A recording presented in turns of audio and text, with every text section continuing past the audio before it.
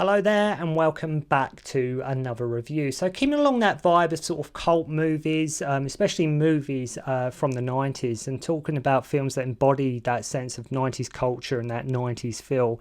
Well, today we're going to be looking at Hackers, and Hackers tunes right on into that brilliantly. This was a film I remember when it came out, and I was very intrigued by it, and there was a lot of films during this period that sort of really did focus on sort of the rising of the internet culture, and it was very, I cannot stress enough, it was very, very exciting times. Technology was changing, and Hackers in many ways is a film that sort of captures that beautifully. Made back in 1995 and starring a very young Angelina Jolie and Jonny Lee Miller. And what is very interesting about this movie, not to take anything away from it, but it really, by and large, to me anyway, feels like a British movie. It feels like it plays like a British movie. It plays like it could be in the UK. Not to take anything away from it, doesn't, where it's set doesn't, hinder it in any sense. But to me, it just feels like a British film. Could have easily been set in London, and like our main lead is British, the director is British, so it just has British vibes going on for it. I remember them plugging the hell out of this movie on like a few video game programs and inside video game magazines that were happening at the time. Like, kids, here's a film that understands you. Here's a film that knows about the internet, gaming and computers. That thing that sort of your parents don't understand, but only you do. Well, this film, Hackers, is sort of, it's down with the kids, it understands computers and technology and how cool it is and that kind of thing. But they was really sort of heavily plugged, I recall, in sort of video game magazines like Games Master and loads of different independent gaming magazines from back in the day. And like around that period, sort of when the first PlayStation came out, internet was getting more and more popular. I mean, exciting is an understatement. When the first PlayStation came out, it was such exciting times, and like sort of the N64 was on the horizon, technology was changing, like visual effects in movies were getting more and more, and it was a real, like nowadays you see visual effects all the time, and they're really in the past 10, 15, 20 years, there hasn't really been a huge leap in terms of, to me anyway, especially in the past 5 years or so, there hasn't been a huge leap in sort of CGI and sort of visual effects and things like that. But in the 90s, it was really sort of, oh, look what we can do now. Oh, this new thing come out. And it seems there was always something new happening. But say nowadays we take the internet for granted, but then days it was just really buzzing, it was really exciting, and then films like Hackers really do sort of channel into that period. But yeah, I mean, lots of films at the time were sort of becoming aware of the change in technology. That we had films like this, there was The Net with Sandra Bullock, and as I reviewed previously, films like Virtuosity and Lawnmower Man. And I'm so pleased that Hackers is sort of become a cult classic over the years and has sort of got the appreciation it deserves, because I think it's a great movie. I think it's a really cool movie. I think it still holds up. And it's one of the movies like Return to Oz and, well, loads of films that I reviewed where initially when I first saw it, I know I mentioned it was in video game magazines, but I thought I was only one of the select few, especially in my friends group or like people I knew, that I'd even seen it or even wanted to see it. It was almost like, okay, but I want to see it, even if you guys don't. It was almost one of them movies. But as I say, I'm really pleased over the years it's really got sort of a following and sort of a fan base. And it still holds up. It really still holds up. I saw it loads back in the day. I watched it again recently, and I still really thoroughly enjoy Hackers. This was one of them movies, if you were between sort of 10 and 20 at the time and into computers and games, the internet, etc., you probably would have thought this film was like the coolest thing you'd ever seen, or at least it was sort of speaking to you more than what a lot of other commercial movies were doing at the time. Of course, the film underperformed and it didn't do all that well, Hackers. It pretty much didn't. I don't think it didn't do as well as it was intended or wanted it, like they wanted it to. But when you talk about a film that sort of is a mark in time of that moment, Hackers really is that. It really is a film, like, especially, I mean, I will get to it eventually, but especially in terms of the music in the movie, it's got a great soundtrack. It's got a really amazing soundtrack. But please give it a go. Really do watch it. If you've never heard of it, please go and check it out. It's because it's vastly underrated, and I think it's one of them movies where more people should see it. I think more people should actually watch this movie. But it also really encompasses so much of the, like I say, the sound. When I talk about the soundtracks, it encompasses so much that was happening sort of in clubs and in 90s at the time, with that whole club culture. You know, really, like bands like Orbital, The Prodigy, Left Field, Moby, etc. are all on the soundtrack here, and all they aid to the film being like a time capsule, as I mentioned, of that period. Lots of dance, electronica, techno, house music that all fits in with the film perfectly. Yes, there is computer talk in it, but it's not meant to be taken all that seriously. The film has a great energy to it. It's vibrant, it's exciting, and the whole film is upbeat. The cast are all fine. The plot, once you know the setup, is not that hard to understand. And it's just one of them films that you just don't ask too many questions, take everything at face value, and just go with it and enjoy yourself. It's not trying to be preachy. It's trying to be cool, but it doesn't do it in like a sort of a hammy, tacky, cheesy way. It doesn't try too hard, and I think that's what's great with Hackers. Like, it isn't trying too hard, but it really does capture that period of the 90s.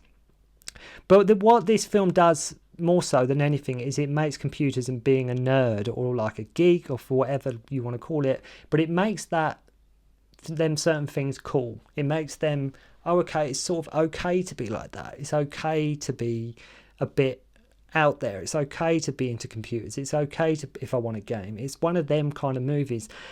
You know, like there are others like you. And what I'm trying to basically say is the film has attitude. It has attitude to the point that it's not condescending. I'm probably giving it more praise than it deserves, but I think it's one of these movies that you should check out. I think, as I say, if you're into, like I say, computers and 90s music and just films of like cult movies, then Hackers is definitely one worth checking out. So we learn of Dave Murphy, hacker name Zero Cool, who is like 11 years old and has hacked various corporations. His family gets fined and he gets banned from using a computer until he's much older. And I love the opening, the way the city sort of turns into like a circuit board, which I thought was pretty cool at the time. I still do, to be honest. When I watched the episode, I was like, yeah, that's still pretty awesome. So we catch up with like Dave now, and he's older and he's hacking a TV station. This is Jonny Lee Miller's character, by the way. Still living with his mum. He hacks into this TV station so they can play an episode of The Outer Limits. Anybody remember The Outer Limits? That's, again, talking about shows of the past. So he hacks this thing so they can play an episode of The Outer Limits, and he runs into another hacker called Acid Burn, and his mum is fuming as he won't get to college, and him and her have just like moved to New York. So whilst going to school and filling in transfer forms, he meets Kate, played by Angelina. After one of the kids at school spots his like skills on the computer as he is putting himself in Kate's class, he gets invited along to this club. And have to love, in this club they are playing, again, talking of like film of the time, of the moment, of club culture, of PlayStation culture. They're playing an FMV of Wipeout, with Underworld playing in the background, which to be honest, to me, is about as 90s as you can get. If you've got Underworld playing and they're playing Wipeout, I mean, all right, they're not playing Wipeout. It's an FMV sequence, but they're miming, they're playing it. But it really is basically as 90s as you can possibly get. He beats her score the first go. Makes me laugh as he's always on rollerblades. Again, so 90s, but he's always on rollerblades, but you never see him actually take them off, like when he goes into a building. So in case you sort of haven't guessed, Dade has a thing for Kate, right? So, but anyway, he's got his rollerblades. And he's skating along, or you see him going in a building or whatever, but you never actually see him sit down and take these things off. You just see him go in, and the next shot, he's just walking around. So this other hacker, Joey, is sort of like in their group, and he's sort of out to prove his worth. He's sort of like a wannabe. He wants to prove that he can keep up with the big dogs. He wants to prove that he's got what it takes. He's out to prove his worth after being ridiculed for sort of an accidental bank hack. He goes after the Gibson, which is basically like a supercomputer for the Ellingson Mineral Corporation, and is protected by their computer security guard, Mr. Belford. Played by Fisher Stevens, otherwise known as The Plague. Fisher Stevens, loads of movies. He was in Short Circuit 2, Mario Brothers, loads and loads and loads. But his like sort of hacker name is The Plague. And look out for Penn from Penn and Teller here as one of the guards. And you have to love how The Plague arrives on the scene by skateboard as well. So whilst doing the hack, his mum comes in and stops the download, but the plague has he put a trace on him, on Joey, and after Joey hides the disc in a vent in his ceiling, thinking it's just a garbage file to prove he was there, but actually it's sort of, again, this is probably the most technical part of the movie, but he thought it was a garbage file, and he just wants evidence that he's hacked this thing, right? But it was actually a worm that the plague installed himself. And the whole premise is that this kid finds something bad that this guy who is working tech security has installed. But obviously at this point, he doesn't know that. That's all that really is to it. So Joey ends up getting the feds pointing loads of guns at him in the shower. Look out for Mark Anthony here as one of the officers too. The plague informs his bosses, saying the hacker has infected the system with his Da Vinci virus that in a couple days or whatever that will make their oil tankers capsize. But it's actually Fisher Stevens' character. He's working security, but it's actually himself that sort of created the virus and the worm, and he is just trying to cover his tracks, and he's planning to try and get basically 25 million from the company. And he's making out he's serious, so the government will be on his side. He's basically just using these kids to sort of cover up what he's trying to do.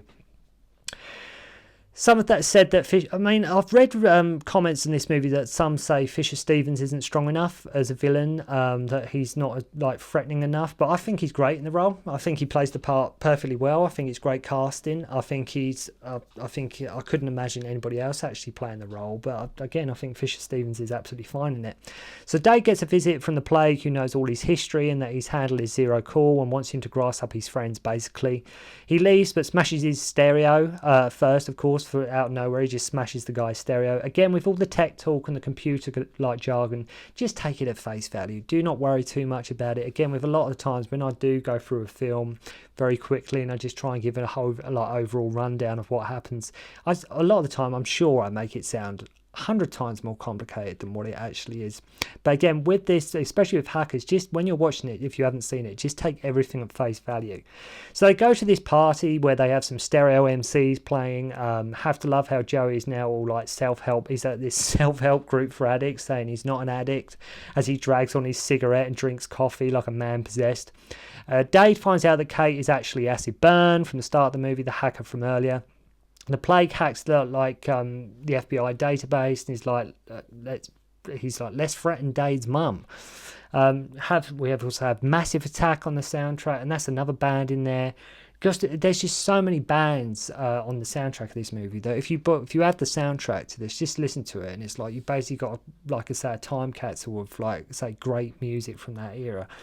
So Kate and Dave have a contest to hassle Secret Service agent Richard Gill in order to get payback for Joey and what's happened to him. And that's what's great about this movie with the hackers and their group and their team. It's if one of them goes down, they back each other up and they help each other out. So they're trying to get payback for Joey.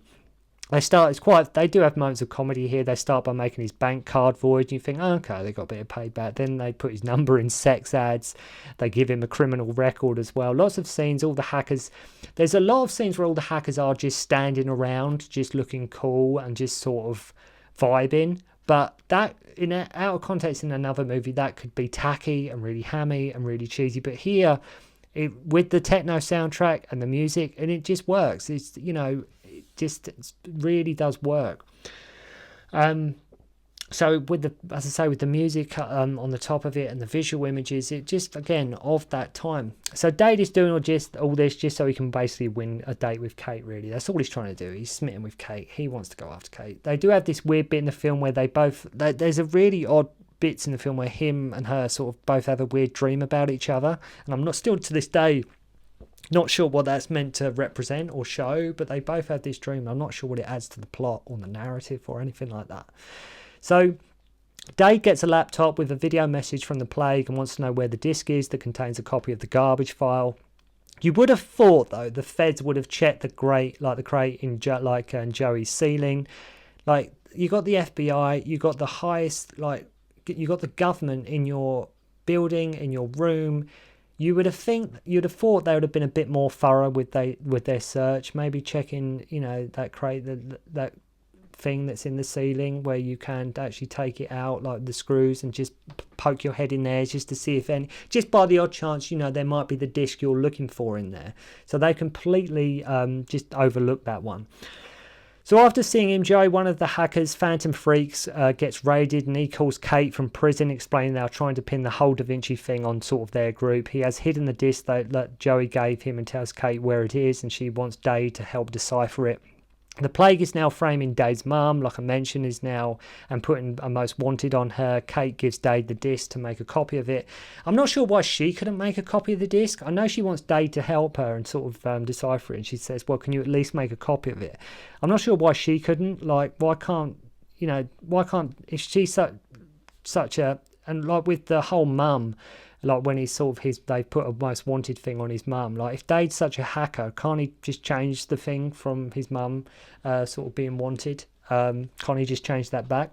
So they learn that this worm is taking small amounts of cash from all the transactions this company Ellison does, and the plague needs someone to take the fall, and the oil fleet is being used as a cover.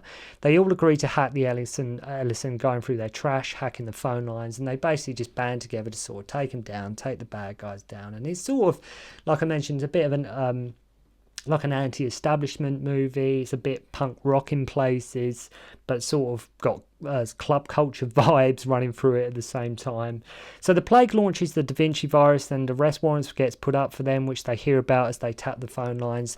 The oil fleet is still threatened, though. They hear it will happen on the 14th, and the day in question that they're on is actually the 13th, which is all said and acknowledged in a very, very roundabout way. So when I say don't worry about the plot, I mean do not worry about the plot, just go with it, because everything for the most part is just sort of glanced over. Kate and Dade track down Razor and Blade at this club, who are like a pair of elite hackers, and their advice is basically for them to go out.